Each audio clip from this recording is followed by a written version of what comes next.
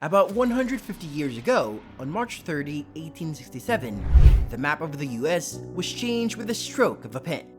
The US Secretary of State, William H. Seward, and the Russian envoy, Baron Edward de Stockel, got together and signed the Treaty of Cession. They sold this land of gold to the US for merely $7.2 million.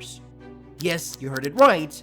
The military base center, central oil producing region, and future trade hub were sold cheaply. Seems shocking, right? Let us take you on a walk through the tunnels of history and figure out how this golden snitch fell into the hands of America, why Russians let go of such a shining opportunity, and how it impacted the civilization and the geopolitical relations among the superpower, Russia, and the present America. Wondering how a single agreement can change history? After invading and settling in Siberia for a long time, Peter the Great had an idea of exploring how far the landmass of Asia extends in the east. In the 18th century, he ordered two expeditions, one to Mount St. Elias and the other to Kamchatka. However, the later expedition failed, but the Vitus Bering successfully crossed the strait and reached Alaska. The land was rich in minerals and was loaded with black sea otters, in which the fur traders of Russia were highly interested. After the expedition returned with furs, otters, and fur seals, the Russian traders started coming to Alaska and mingling with the locals to establish relations. The region was geographically crucial to the Russians for controlling the Pacific and positioning itself in North America. Russians were determined to rule the state and were quite happy with the fur trading and controlling the north, which tackled Europe, Asia, and America. Still, the events took a turn, and with its loosening grip over its ruled states, Russia felt the dream to rule the continent wouldn't be possible. Thus, instead of losing it at the battle to Great Britain, why not flip the land at an excellent price to the Americans who were interested in quite a period then?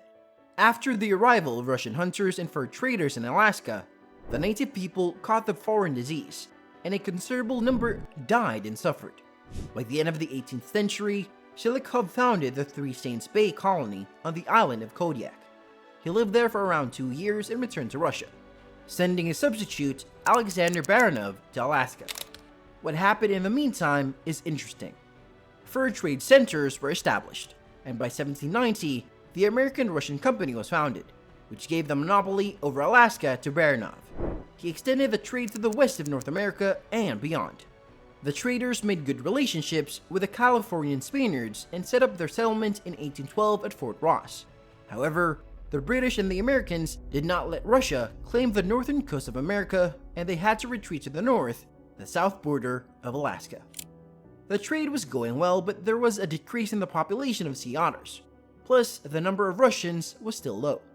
Gradually, the interest of Russians started lessening, and their hold over Alaska weakened. Although it was getting harder for Russia to control Alaska, half a globe far away, it still tried to manage it for around 1.5 centuries. But its back was broken in the Crimean War in the 19th century, and Russia started the thought of leaving Alaska for real.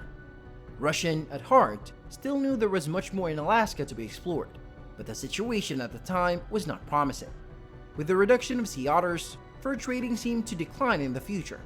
The mainland had no hope for agriculture, while trading options to nearby states was still a hardball to tackle. Russians needed more people to settle there and maintain a colony due to food and other issues. The communication gap was huge.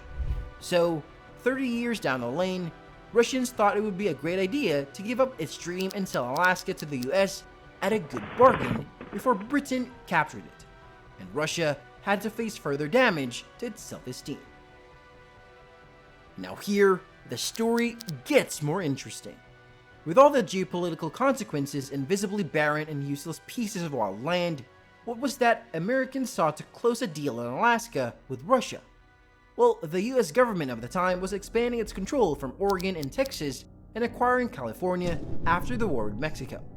It felt that having a region of control in the north would give it power over the Pacific and allow it to have trade relations with China and Japan.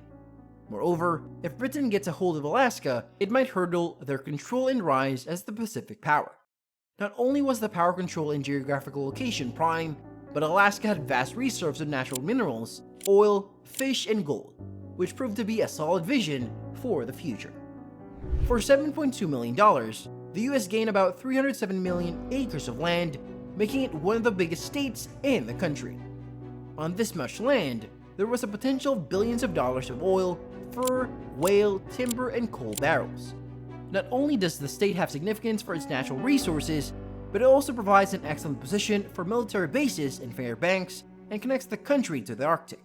Although public opinion over this transfer was considered a foolish decision, in 1898, after the discovery of gold in Alaska, the territory attracted people's interest, and many miners struggled to get private mining licenses. Isn't it interesting? But this story is not simple. It has two versions. The Russian invasion and rule over Alaska were not peaceful, and they ruled with force and cruelty. They took hostage native leaders, children, and Christian leaders. They came with firearms, gunpowder, and swords, keeping the local population under terror. They killed thousands of Aleuts, local inhabitants of the land. So with their power decreasing and going almost bankrupt in the Crimean War, Russians feared that either they would lose control of the land and locals would occupy it, or Britain would win it from them. So they thought it was better to sell it to America. However, the Russians won't tell this perspective and say they left Alaska due to increasing pressure and difficulty managing from far away. They claimed it to be a barren and useless chunk of land, which they thought they sold at a reasonable price. As you know, on March 30, 1867, Secretary of State William H. Seward signed a treaty with his Russian counterpart Edward de Stockel to purchase Alaska in exchange for $7.2 million. After approval from the Senate in April, the President, Andrew Johnson, signed the treaty in May, and Alaska was officially transferred to U.S. control on October 18, 1867. The treaty ended the Russian presence in the north once and for all and included the following points. There will be no Russian presence in the territory or the nearby islands. Inhabitants of the land can return within 3 months of cession to Russia or can stay here under U.S. rule. All the public, parks, barracks, and other possessions belong to the U.S. government. All the military posts must be transferred to the U.S. agent, and Russia must withdraw any troops in the region. After taking over Alaska, America declared it a military district under the rule of commissioned General Jefferson C. Davis. At the time, they were occupied with the Indian War and had no time to pay attention to Alaska and its inhabitants. It expected revolt and thus took the hard way of ruling with no rights of the local people over their land. They couldn't mine, vote, or claim any fundamental citizen rights. They claimed the transfer of power as a change of management and wanted their rights over the state and the land. But no one listened to their demands, and they again suffered. Although they declared Alaska a military district and ruled, the native people had no rights in the state. They were not considered U.S. citizens, lost their property rights, and led a life of enslaved people until the Indian Citizenship Act was passed in 1924. A voice for Alaska's native population was raised in the parliament. The conditions for the natives improved, and the ban on signs like "No natives or dogs allowed" was passed. Finally, in 1959, Alaska was given the title of the 49th U.S. state by President Dwight D. Eisenhower, signing the Alaska Statehood Act. After that, in 1971, President Nixon ceded about 44 million acres of land and in payment, $1 billion to the natives of the land, which were then 75,000. Alaska is one of the wealthiest states, supplying the U.S. with 25% of its oil requirements and 50% of its fisheries. It holds a phenomenal geographical position that is bound to become one of the most important trading hubs in the Pacific. Alaska celebrates the anniversary of the cession in October 18 and March 30 every year. Although the times were tough for the natives initially, they manifested considerably later. For more such content about world history and knowing the past of the lands, subscribe to our channel, hit the like and bell icon, and get regular updates. Don't hesitate to share with your friends and family.